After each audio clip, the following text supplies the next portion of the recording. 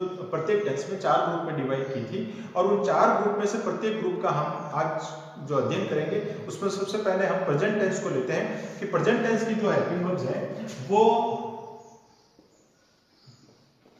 Present की पहली helping verbs होती हैं डू और डज, पहला ग्रुप यानी, और पहले ग्रुप को सिंपल ग्रुप कहते हैं। 4 ग्रुप हो गए, सिंपल, कंटिन्यूस, परफेक्ट और परफेक्ट कंटिन्यूस।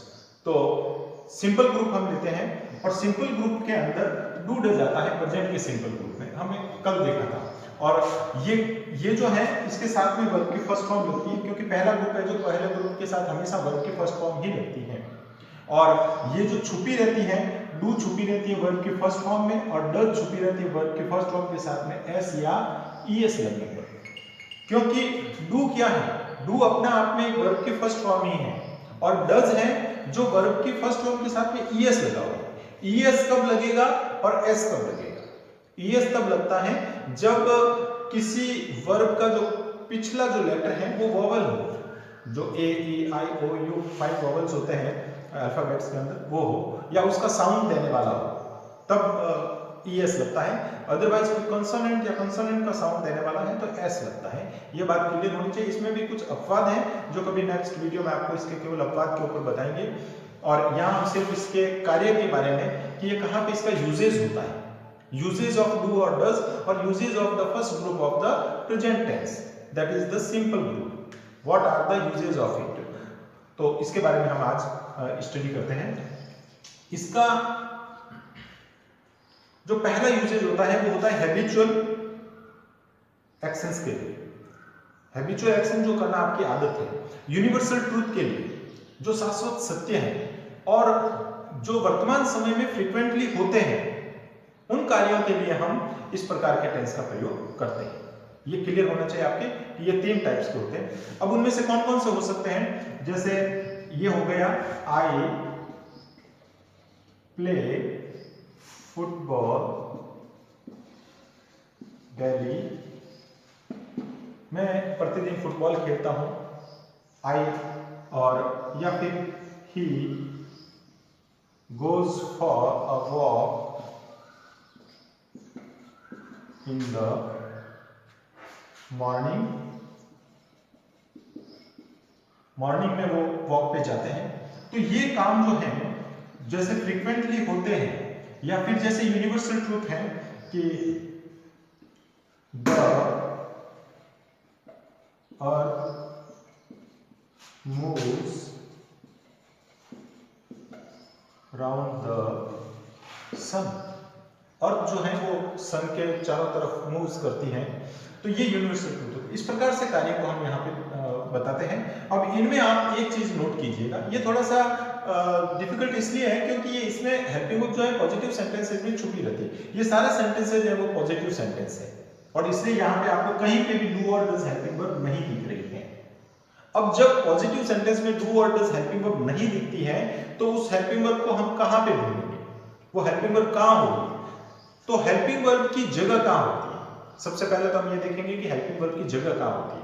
हेल्पिंग वर्ब की जगह होती है सब्जेक्ट के बाद में। जैसे ये फर्स्ट जो वर्ड है वो सब्जेक्ट होता है, इसमें आई है, इसमें ही है और इसमें द अर्थ है, तो ये तीनों सब्जेक्ट है। सब्जेक्ट के बाद में हेल्पिंग वर्ब होनी चाहिए पॉजिटिव सेंटेंस के अंदर। 4 टाइप के सेंटेंसेस होते हैं, पहले आपको मैं बता देता हूँ। 4 टाइप के जो सेंटेंस है, पहला सेंटेंस पॉजिटिव है, दूसरा नेगेटिव है, तीसरा इंट्रोगेटिव है और चौथा इंट्रोगेटिव नेगेटिव है।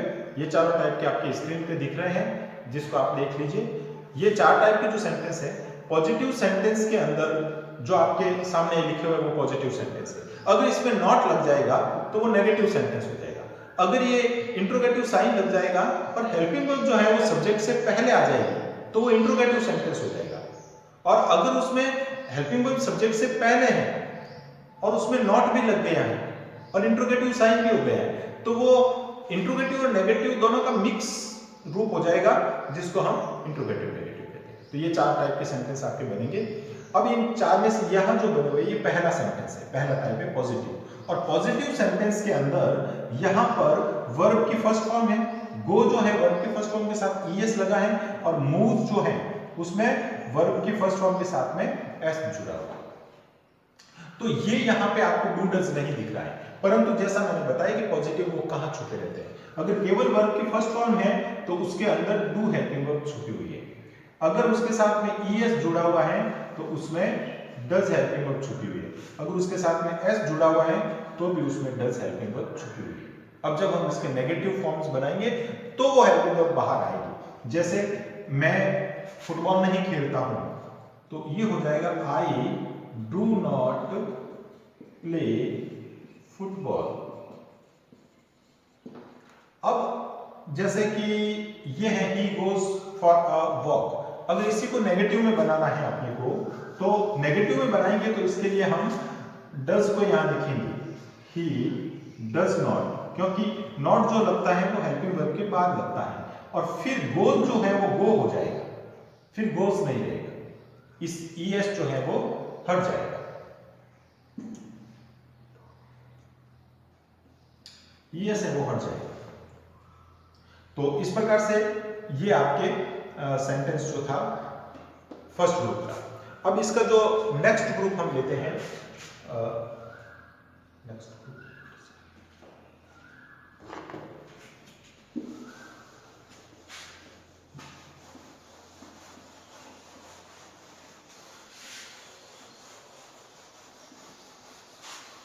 नेक्स्ट ग्रुप में आपके आएंगे, सेकेंड ग्रुप इसका होता है इज, आर और एम का हेल्पिंग वर्ब। इसके साथ में वर्ब की आईएनजी फॉर्म लगती है और ये उन चीजों के लिए काम में आते हैं जो वर्तमान समय में चल रहे हैं। जैसे कि मैं आपको पढ़ा रहा हूं तो आई एम टीचिंग इंग्लिश, मैं इंग्लिश पढ़ा रहा हूं, I am teaching English, I am teaching you, ये भी हो सकता है, I am teaching you English, ये भी हो सकता है। दो ऑब्जेक्ट हो सकते हैं, एक ऑब्जेक्ट है यहाँ पे इंग्लिश, परंतु यहाँ पे दो ऑब्जेक्ट भी हो सकते हैं, जैसे I am teaching you English. एक बात मैं कहना चाहूंगा कि सब्जेक्ट और ऑब्जेक्ट इनका टेंस के कोई लेना देना नहीं होता है, ये प्रत्येक टेंस पे एक ही तरह का बिहेव करते हैं, एक ही तरह से इनका जो कार्य होता है, वर्क होता है, फंक्शन जो होता है इसका वो एक ही टाइप का होता है।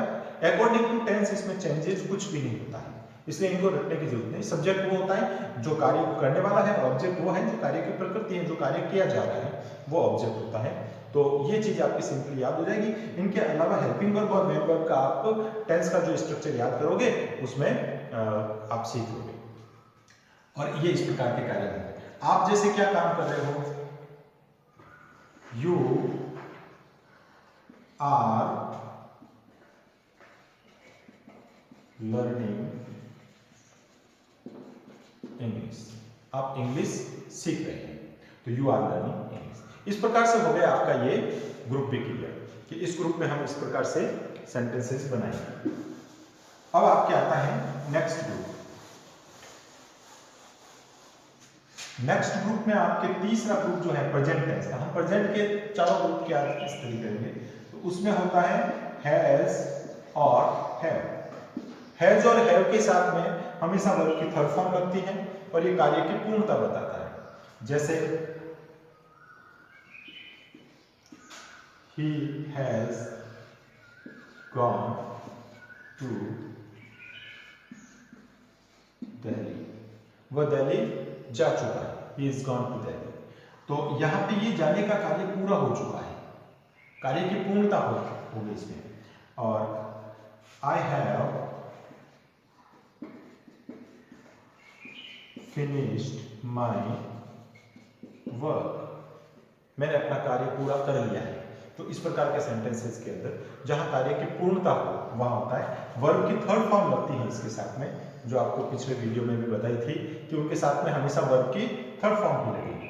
अगर इसको नेगेटिव बनाना है तो हेल्पिंग वर्ब और मेन वर्ब के बीच में हम नॉट लगा लेंगे, और अगर इसको इंट्रोगेटिव बनाना है तो हेल्पिंग वर्ब को सब्जेक्ट से पहले लिख लेंगे और यहां पर इंट्रोगेटिव साइन कर देंगे, तो ये इंट्रोगेटिव सेंटेंसेस बन जाएंगे। तो ये था तीसरा ग्रुप। और अब आता है प्रेजेंट का चौथा ग्रुप। प्रेजेंट के चौथे ग्रुप के अंदर दूसरे और तीसरे ग्रुप का मिक्स रूप होता है वो, जिसमें हैज बीन जुड़ जाता है, हैज के साथ बीन जुड़ जाता है, हैव के साथ भी बीन जुड़ जाता है। हेल्पिंग वर्ब वही होती है, वर्ब की थर्ड फॉर्म के रूप में उसके साथ में बीन जोड़ देते हैं और फिर वर्ब की आईएनजी फॉर्म लगाते हैं उसके साथ में। तो ये हो जाता है इस प्रकार सेंटेंस। अब ये किस तरह के काम के लिए हम यूज करते हैं, इसका यूजेज क्या है। तो ऐसा कार्य जो शुरू तो हो चुका है परंतु अभी तक चल रहा है, शुरू होने का, प्रारंभ होने की पूर्णता बताता है, प्रारंभ हो चुका है पर फिनिश नहीं हुआ है, ऐसा कार्य होता है उसके लिए। जैसे he has been playing since morning, यानी since morning, he has been playing since morning. अब यहां पे टाइम बताने के लिए हमने सिंस का प्रयोग किया। एक और बताता हूं, they have been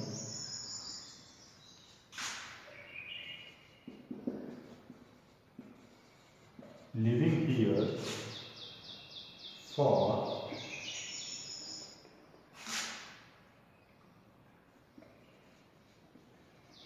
2 months. They have been living here for 2 months. वो 2 महीने से यहाँ पे रह रहे हैं। इसका मतलब है कि 2 महीने पहले उन्होंने यहाँ पे रहना शुरू किया था और अभी तक उनके यहाँ रहने का काम चल रहा है। तो इस प्रकार से ये जो 4 ग्रुप होते हैं प्रेजेंट टेंस के, सेंटेंस के अंदर उसका इस प्रकार से यूजेज होता है। सेंटेंस में आप पहचान भी कर लोगे, यूज भी कर लोगे, तो आपके कॉम्पिटिटिव और जो एकेडमिक एग्जाम की तैयारी के साथ साथ अगर आप ये चीजें लर्न कर लेते हो तो आपकी स्पोकन इंग्लिश जो है वो भी तैयार हो जाती है। कहीं पे भी लिखा हुआ, कहीं पे भी बोला हुआ ये सेंटेंस, उसका आप मीनिंग अच्छे से समझ पाते हो। तो अगर इसमें आपको कोई बात समझ में नहीं आई है, कमेंट बॉक्स में आप लिख के जरूर पूछिएगा। और आगे भी जो भी आपके इंग्लिश सीखने वाले हैं, इंग्लिश पढ़ने वाले हैं, उनको ये वीडियो फॉरवर्ड कीजिए और साथ ही उनको कहिए कि वो सब्सक्राइब और लाइक भी करें ताकि अगले वीडियो की उनको इन्फॉर्मेशन वहाँ पे मिल जाए। क्योंकि हर बार लिंक पहुँचाना संभव नहीं होता है कि इतने लोगों के पास में हर बार मैं लिंक पहुँचा सकूँ। तो आप जब भी वीडियो को देखते हो तो उसको सब्सक्राइब और लाइक करना ना भूलें।